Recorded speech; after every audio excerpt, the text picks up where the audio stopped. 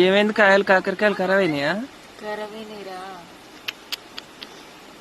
పండ్లు వండినాయి. ఏం కూర అంటున్నావు మరి? ఇప్పుడేమో బా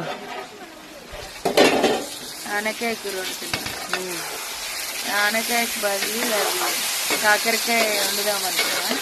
తిని చూస్తే పండ్లేదు. అది ఏం చేస్తా అని చెప్పి మరి గిన్నె కడ్డు పెట్టినావు?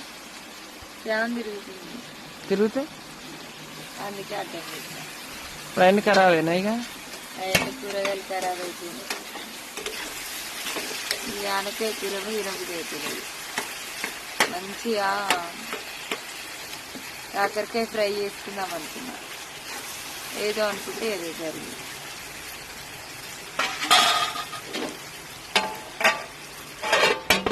ఇన్ని ఖరాబ్ అయినాయి టమాటాలు, కాకరకాయ.